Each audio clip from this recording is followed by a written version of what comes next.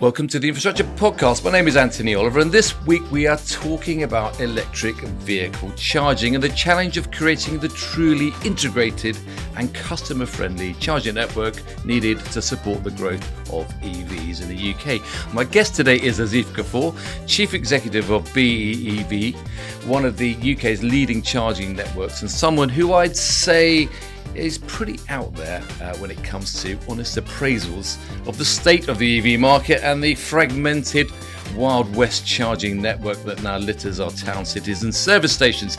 I last spoke to Asif on the podcast 3 years ago in episode 24, back in July 2023. It seems like yesterday. Anyway, BE.EV is now 5 years old, and arguably since we last spoke, the sector has finally started to grow up. Certainly, BE.EV is expanding and leading the charge. In February this year, Asif completed the landmark acquisition of European energy giant MER's public charging network, adding over 1,600 charging bays across 450 plus sites, and seeing the business effectively shift from its northern roots to become a truly national network with large numbers of charging sites added across the south, and are boasting over 2,500 bays. And the company has established itself as the UK's second top-rated rapid and ultra-rapid charging network, combining an impressive 99% reliability rate with a deeply customer-centric approach. The philosophy remains fiercely simple. Drivers shouldn't, as Asif says, have to become charging experts. So let's explore the reality behind these claims. Asif, welcome back to the Infrastructure Podcast. Well, thank you for having me back. Well, let's start with the here and now and your deal with MER to expand the network. It's clearly a massive milestone in the fifth year for the company. Geographically, though, how does adding 1,600 bays in the south change the operational dynamics?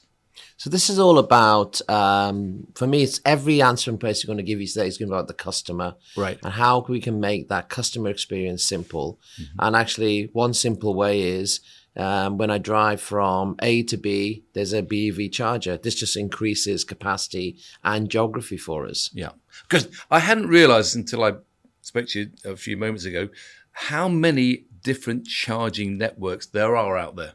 Is it over 100? There's over 150 still. Wow. But our view is give us a couple of years and we'll be down to 6. Yeah. Well, the deal places BE.EV in the top 10 networks for rapid and ultra-rapid capacity.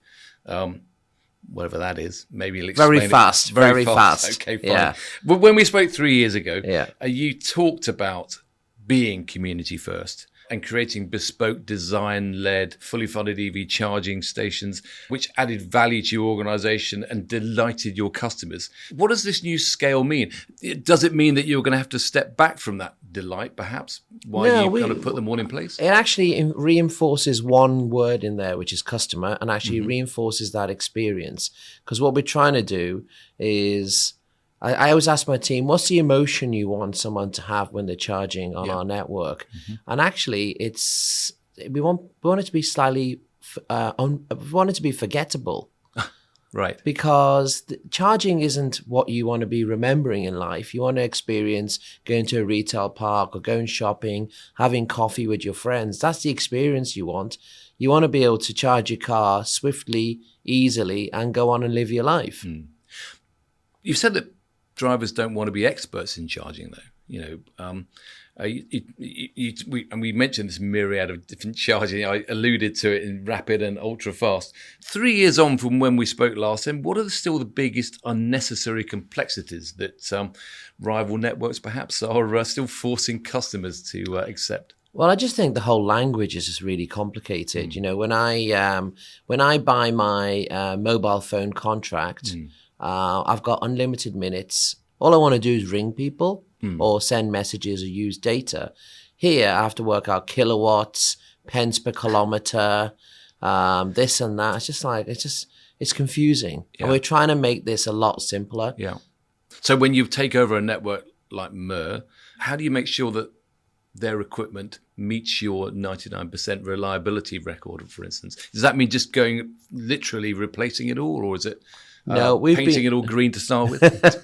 Now, we've basically spent the last 3 months since we've acquired the UK operations and effectively just going charger by charger, meticulously testing, making sure they work, then looking at what do we need to upgrade. The infrastructure is in good state. It's pretty new. Right. It just needed a bit of love and a bit of rebadging. We're putting instructions on clearer. We're putting better signage up. We're putting wayfinding up. And there's other ideas which are going to kind of come out in the next few months. Yeah. So the thrust of this particular point in the company's life is making sure that expansion doesn't upset that fundamental, which is about customer service.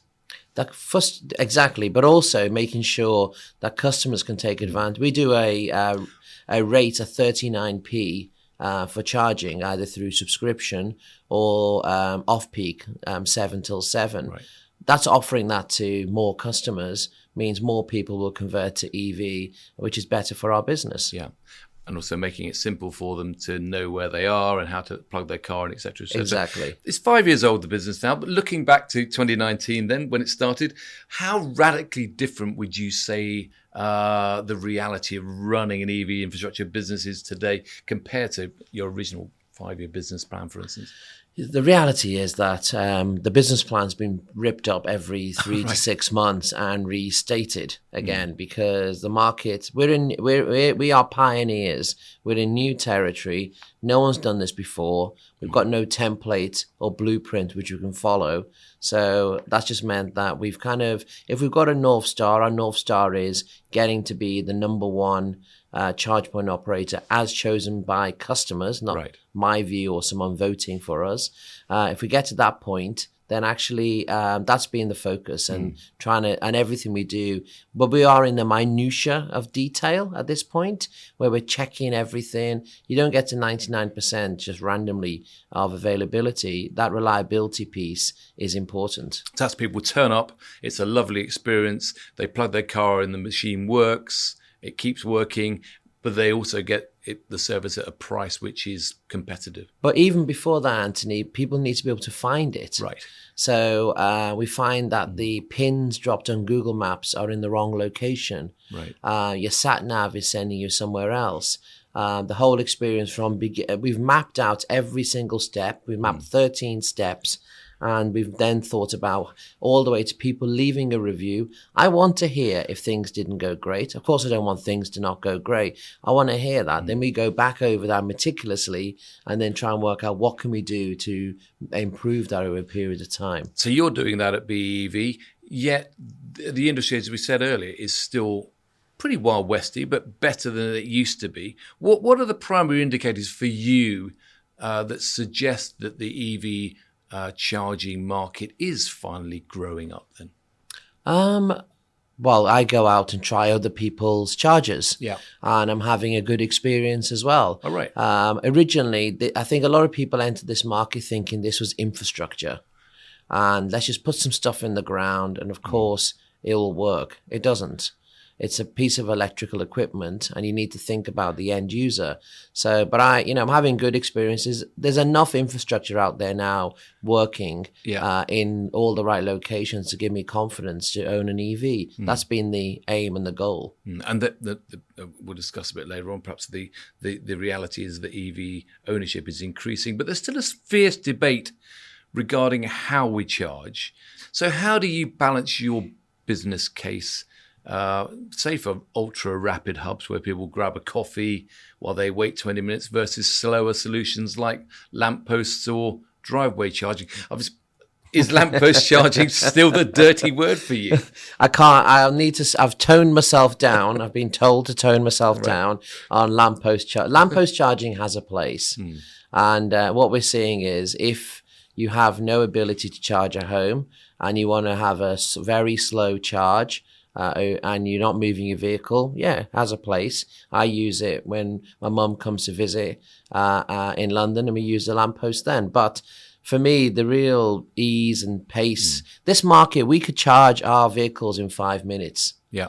If the vehicles were actually improved and the batteries were improved. But that's going to happen. That's where this is going. So there's absolutely no question that rapid charging, that whole concept of stopping at the service station and filling up your car with electricity in the same way that you fill up with petrol now, that is just around the corner. Apart from, you don't need to go to a petrol station. Oh, right.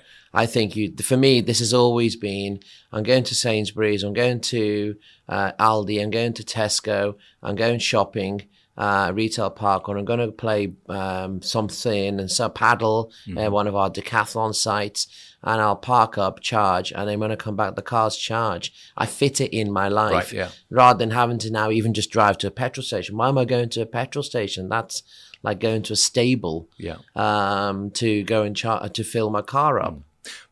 BEV is backed by Octopus Energy Generation Sky Fund, and it's raised over $2.5 billion.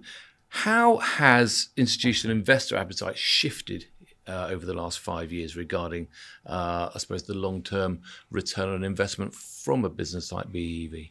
Well, we're lucky that in the Octopus Energy Generation team, we're backed by people who actually understand this space.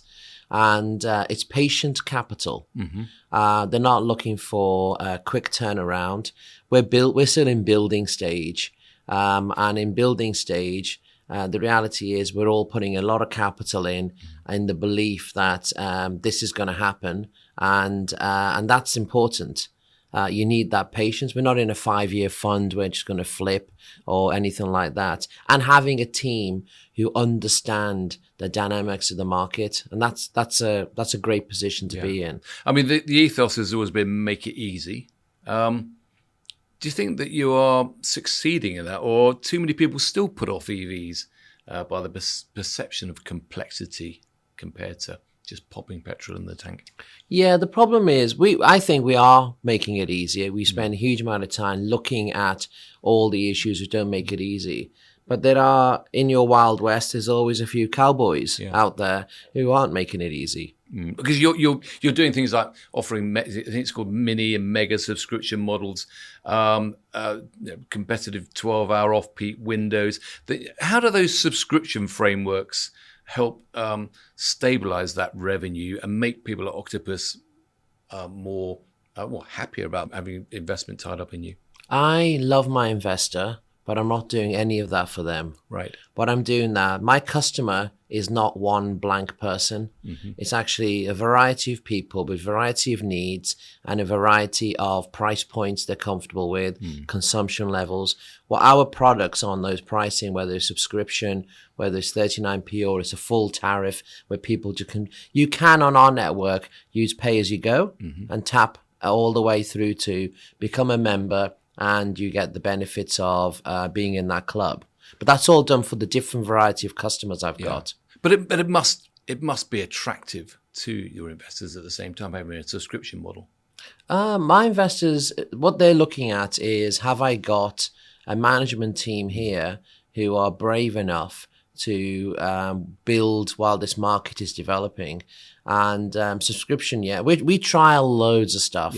And they're happy that actually we're testing this market and actually offering what people want. Well, let's drill into that. I mean, you say listening to driver feedback is a core pillar. Give us an example then of a specific thing that you're doing which is kind of directly maybe impacted by the feedback you get. So we also aren't just waiting for driver feedback. We live this. I get the whole team will go out and we will go and be the driver on set days, our sites, competitor sites, and we collect all that data. One of the things we notice often is that when I put in a postcode, it sends me to a region, not to a particular location. Right. And even when you get in the car park, how can you find the location? So we spend a huge amount of time and effort re-looking at where the pins dropped on Google Maps, where the pins dropped on Waze, and so on and so on. And how do you actually find that? Because it's quite annoying because, it's sort of in this area, but it might be in that car park. And when you get in the car park, which bit of the car park is it in? That, for me, get that driver to the location as quickly as possible. And that comes from direct feedback for people saying this is just rubbish. We just can't find. You can't find it, Yeah. and some of that's digital discovery, some of that's physical discovery with some signage, and the pin moves. Right. So you put the pin in the right place, and somehow it moves. So we're constantly back in rechecking where the pins are. Yeah. Which is, I suppose, arguably fundamental, basic stuff. But it's that customer experience that you're learning that from by your people going out there. Can I find the station? It's really been forensic at every single step. So let's talk a bit about you, Asif, because we talked previously about your move from corporate life at AME and BAE Systems. 5 years on then, I mean, do you still enjoy being an entrepreneur? Are you still considered an entrepreneur now the business is so established? Yeah, people call me many names, but they still do call me an entrepreneur, which is a nice thing. I am.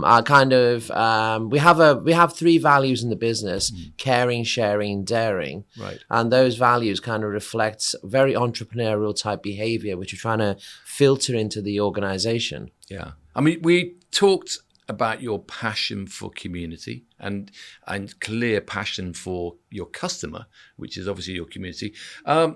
You do a huge amount of work with local communities. What still makes that interaction special for you? And what will you bring down south from your experiences of working with community in the north?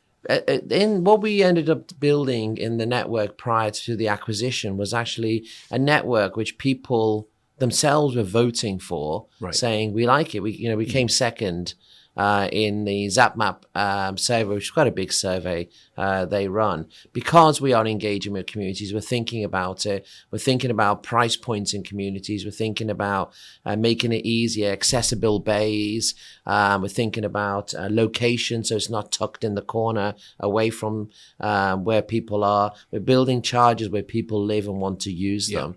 And in the south, we've now inherited the network, and now we're thinking about how do you join this up? How do you actually make this a similar experience? That's the journey we're on now, because we've just gone through phase 1, which is go in, fix it, tidy it up, give it a bit of a polish and get it working. Step 2 is now that whole period. To make it part of the community, make it a destination in many ways. Yeah, and work with the local administration, work with community groups, listen to feedback, make some changes, and try and put in something which people will be proud it's in my area. Yeah. Now, you do a lot of travelling yourself. I see you pop up on LinkedIn as the roving CEO, quite often on a train, have to say. I mean, do you have an EV now? I think last time I spoke to you, you didn't actually have a car, or maybe you were just about to get a car. Are you still a train traveller, or are you now converted to an EV traveller? No, I am still carless. I was in a car club because I live in central London, even though our head office in Manchester. I was in a car club. Unfortunately, that's gone. So, but actually, that was the Zip car. Yes, car. Yeah. So it was a great club, but unfortunately, it's left. But actually, the reality now is that I hire when I need to go somewhere to a site, and which I'm on sites a lot. The other thing I've noticed, the team won't let me just hire a car. I'll be like, oh, let's go to a site. Oh, we'll hire. Oh, and by the way, you're not on the insurance. I don't know, something to do with my driving. They're not sure about. They're not telling me to my face, but I'm on sites a lot. Yeah. But they won't let me behind the wheel. Right. Well, that's fair enough. You still, you were at that stage hitting the gym at 4 a.m. every morning, I think it was. Are you still doing that? 5 a.m. now. 5 a.m. Yeah, 5 a.m. 4 a.m. they won't open the door. Any other ways that you now relax? Because I know you are still the bundle of energy. Yeah, no, to be honest, this job is all consuming. And I kind of can't switch off. Right. Don't want to switch off. I don't want to switch off, actually. That's probably a better way of describing it. Well, I'll get back straight to the EV market. I get that. Getting back to the EV market, according to the Society of Motor Manufacturing Technology, electric and hybrid vehicle sales are up 8.7% year on year to nearly 925,000 last year. That's 51% of all car sales. Is that a sign then that the message about EVs, it's simple to charge, is getting through, or is it simply that you can't buy, or you soon won't be able to buy a petrol-only car? To be honest, if you look at the range of vehicles out there, people like glamorous, beautiful cars, and actually most of the cars coming out now, electric, are very beautiful cars. And so that's what's driving the demand. And of course, we've seen a huge influx of Chinese manufacturers coming in. Price point has massively dropped, which again has made it attractive. They take those two factors. And we know charging, there's so much infrastructure now in the UK for charging. People aren't saying, oh, I'll never find a charger. No, so the concept of range anxiety, has that now gone away then? If you, a person who's going through a bit of a buying decision will think about it. Anyone who's bought doesn't worry about it. Yeah. So, and you mentioned there's an awful lot of Chinese vehicles coming in. That's pushing up the quality, is it, rather than the other way around? Oh yeah, they're beautifully made. They're beautiful to drive, and they're cheap. That's great, isn't it? Well, yes, I imagine it is. Yeah. Yeah, the reality where we've seen is that you've got the design, typically a European designed car in collaboration with a Chinese manufacturer who does it a lot cheaper. That's what we're really seeing. Yeah. Well, when we spoke, I think in January 2023, there were 37,000 public electric vehicle charging devices installed in the UK. In May this year, according to ZapMap, there were 121,262 EV chargers on 94,000 devices across 46,000 charging locations. That is a network which is growing, isn't it? Yeah, and we don't. I've never look. I don't know those numbers, by the way. Right. So they could be right, they could be wrong. I'll take your word on it because we don't care. Because our view is that actually what we need to be doing is going into a particular geography and building the network for that particular demand at that time. So we use a lot of data and a lot of analytics to kind of come to that conclusion. Yeah. But in 2023, we also highlighted that 19% of charges were rated as rapid, while 57% were fast. I mean, today the reports are that fast charging devices, this is the lampposts, are down to 50%. So are you there? Do you feel you're winning the battle against lamppost chargers? I've dropped the battle against lampposts because I get shouted at too often. No, but the point is people. Lampposts aren't fast. The terminology is not great. Lampposts actually slow. Right. And we're focused on ultra rapid. Right. So ultra rapid. Our chargers can do up to 300 kilowatts per connector. Cars can't take it, but that could get you to a couple of minutes charge if the cars could take it. Yeah. Our view, and my view on this is most people want to just charge and go and live their lives. But there is a space still for, I think the middle ground of fast to rapid, which is a couple of hours, 8 hours to 2-3 hours, is not that popular. But the two ends actually are proven to be where people are consuming. You highlighted in a recent article in the Times that you talked about a 2-speed rollout where wealthy local authorities see up to 8 times higher EV adoption than deprived areas. I think I get why that is, perhaps. So what's BE.EV doing actively to try to counter that? Well, we always wanted to just roll out infrastructure across the whole of the UK, the whole of Great Britain, but actually, and not try and pick off areas based on wealth. The challenge is always when you've got inconsistent government policy or inconsistent demands from the motor manufacturers who want to slow down the rollout. Of course, in that world, I have to put my money where it's going to work because I can't wait for the areas where there isn't any demand. Yeah, but do you see that there could be the prospect that because it's not commercially viable for you to be in a certain area, then that area just will never get access to ultra fast charging. They'll be limited to perhaps just lamppost charging. I think I see it differently. If what has been given as a government policy since the early 2020s remains in place, we will not have that problem. Right. The article I was highlighting the article is we need to continue with the belief and the central support that this is going to happen. And we as a private sector, we've got billions of pounds of capital raised. Yeah. We've got no short of money here, which will drive growth and drive that investment. We just need consistent policy. Yeah. And you talked about the need for government intervention, either through VAT harmonisation, business rate clarity, or policy consistency. Well, Talk me through those, and why are those three areas so important? Well, there's two. In fact, I can bucket them into two buckets. Bucket one is what the government refers to as a ZEV mandate, which requires motor manufacturers to sell up to X% of electric vehicles each year. And that we're just saying, just stick with what you've already told us rather than continually fiddling with it. Secondly, is about affordability. So whether it's it's rates, or whether it's VAT, or whether it's grid connection, standing charges, all of that feeds back into the consumer price. We have one of the most expensive consumer price points for charging in the UK. That's all driven by government policy, and they can make some small tweaks. Harmonise VAT. You pay 5% at home, you pay 20% in a public domain. They've even lost a legal challenge against that, but they're still trying to now put a defence in. We just want affordability for consumers. Because at the same time, you're also facing the fact that electricity prices generally are going up a lot at the moment. Yeah, they've been fluctuating with all the external events around us. But the biggest way to actually get confidence in market, and in an era when we've got cost of living challenges, is these are easy gives. Yeah. There is a risk that public perception regarding charging infrastructure perhaps lags behind the actual reality on the ground.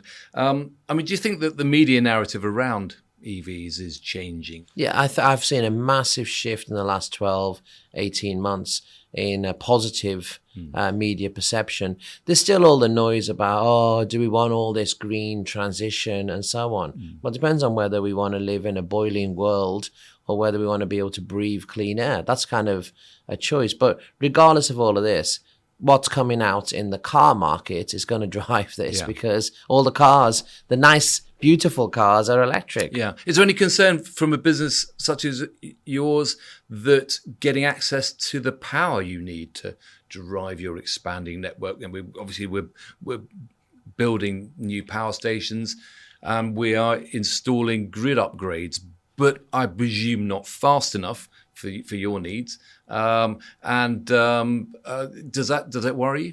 Well, it'd be interesting that most sites we look to put charging in, we actually succeed in putting charging in because there's enough capacity in the network for what we're looking for. We're looking for under 1 meg per site. The challenge we have is speed. Right. It's so slow. It can take us up to 2 years from the day we pick a site to actually get the site live. And a lot of that is bogged down in network issues. Right. There's a lot of surveys and tree orders and there's no end. We had a situation on one site where we had to cross a pavement, which was literally, half a paving stone. That's held up the project for like 15 months because the council official doesn't respond. Well, you can't do anything because the network operator won't work on that site, and so on. These are really tiny minutiaes, but we're having them multiplied across every site we're trying to build. This just slows everything down. Hybrids are still, of course, a major part of the market. Does their continued popularity, does that concern you? Because there is still a petrochemical element to that propulsion. I'm slightly militant on this. To me, hybrid is petrol. Right. Yeah, your choice on hybrid. And it's fine. I'm not knocking people who make that choice. Everybody isn't ready to move to electric. We were never expecting that. We were expecting, 30% of the cars on the road to be electric by 30% by 2030. So 70 won't be. But hybrids, it's a slightly poor choice. But it's a choice that people are continuing to make in quite large numbers. So how does it affect your long-term forecasting then for pure ultra rapid public charging? We've built that in. We expected this, so we've built that in. The bit which was being slightly slower than we anticipated is the uptake of EVs. Right. So as I said, I thought we would be at about 30% by 2030. I think we might be at 20%. Yeah. And that slower uptake has a big impact. back on our investors and back on our capital uptake, and also back where we invest in communities, because we need to see that uptake. We need things to match what we expected. Otherwise, we can't carry on investing at the pace we're investing in. And that's a crucial thing when we look at what's happening next, which you've said that capital is one of the biggest conversations in EV charging right now. And why do you say that then? Because you've got, from an investor perspective, most investors have invested. Quite a lot would actually like to exit. Right. And they're not able to exit because it's very difficult to value these businesses at this point because of where we are on the cycle. Then on the reverse, we've got debt, bank debt coming into the market. Again, they are cautious, which they should be. We've been lucky. We've raised bank debt from institutions. But they're investing into new assets. And what we should be doing, we need a lot of charge point operators to be successful. So there's stability in the market, and you can start seeing the divide between the great and the not so good. Yeah. But I imagine Octopus is still very happy about this investment, is it? We call them OEG. It's always shorter because there's so many tentacles to our octopus as well. Yeah, they are. They're happy and actually, touch wood, very happy with the management team and the way we've been running the business. Good. Well, there's a projected $15.5 billion economic contribution by 2025 for the sector. Is the current UK financial ecosystem moving fast enough to fund your growth? Presumably you're going to be looking to expand and therefore maybe get other investors on board alongside Octopus. No, we're not looking to. Generation. We've got an investor who they've got a fund at $2.5 billion. So the challenge for us isn't raising capital at this point. The challenge for us is we're doing two things. We're doing organic growth, which is finding new sites. We bought Mer, UK's operations. We're looking at other organizations to buy and merge into our network to bring more charging really quickly to our customers. Yeah. So as the market consolidates into fewer, larger players, does size ultimately matter? It does, unfortunately, in this world. Right. Because for you as a driver, you don't want to be switching from. You want to have an experience which is the same kit.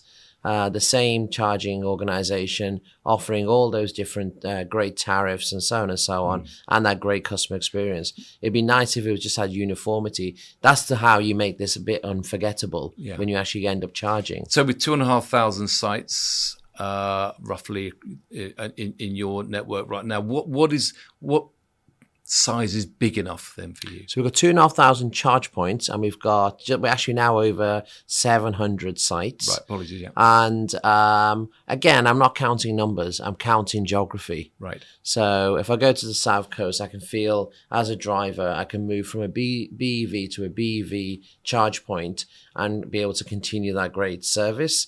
I'd like to be able to do that in other jurisdictions. London, I'd love to crack London. Right. Yeah. Oh my God, that'd be so exciting. Right. So it literally isn't about numbers. It's about where they are positioned. To what extent will agility and localized customer experience therefore still be important? I think customer experience is the heart of this. If you lose that North Star, you need to stop. Right. Yeah, because you're not doing what you should be doing. And that's how the investor's going to be successful. That's how the driver will be happy. And that's how my team will be happy as well, because that is our North Star. So you've got other acquisitions in your sites, have you? Well, we're always having a bit of a nosy to see what's out there and fiddle around and so on. There will be big mergers, and there will be lots of smaller charge point operators who just run out of road, run out of capital, haven't got patient capital sitting behind them, or haven't had a great customer experience and therefore not hitting revenue. They're opportunities for us to consolidate them and actually lift them up into our network and deliver what we're really good at. And it sounds like you'd love to be in London. Does that mean that you have got potential opportunities of bringing BE.EV to London? In London, the challenge is land. Right. Because the value of land is always greater to put a building on it than to put charging on it. We're now on plan 3.0 London. See if we can crack it that way. Right. We've managed to get one charger, which is very busy. I'll be pleased to know. Where is that? In Cricklewood. Oh, right. Okay. Cricklewood at the Crown Hotel. Fine. If you're looking to use it, and you can get the 39p tariff there. There you go. Well, finally, then, as you look forward to the next 5 years of BE.EV, what does the ultimate goal look like for your business? I mean, you're talking about not having numbers of charge points, but is it about international expansion? Is it about dominating specific sectors like ultra heavy duty commercial fleet charging, for instance? Where do you go next? It's none of the above of those. All right. It's a very simple ask, which is I want us to be in the number one public charging for ultra rapid charging in Great Britain. Right. And that number one is chosen by my customers, and I deliver a service which everyone else around the world comes to have a look and go, wow, how did you do that? Yeah. And we'll then carry on coming up with more innovative ideas. Yeah. That said, I did see a picture of a HGV parked in a bay, one of your bays recently. Yes. That's not recommended policy there. Actually, he wasn't with the trailer, and he was at our Manchester charging oasis, and he managed to hit the canopy as well. Oh, right. But we didn't mind because we were so excited that he was there that he's always welcome back. We've got a bigger bay for him. He just needs to go to that one next time. Fair enough. Okay, look, Aziz, thanks so much. It is great to catch up again. It's great to hear about the growth of the business. And 5 years, holy moly, that's certainly flown by very quickly. But thanks again for joining me here today. Joining me back on the Infrastructure Podcast and for explaining the market and explaining how your business is growing. Well, I'll see you in 2030. Oh, absolutely, yes. You're on. Anyway, sadly, that's all we've got time for today. But we've got more in the pipeline as we continue to probe the big issues facing the sector. If you haven't done so already, do check out the Infrastructure Podcast website, www.infrastructure-podcast.com, where you'll find background information and all the latest podcasts to listen to and to share. So thanks for joining us, and thanks again to Aziz. I look forward to seeing you again very soon.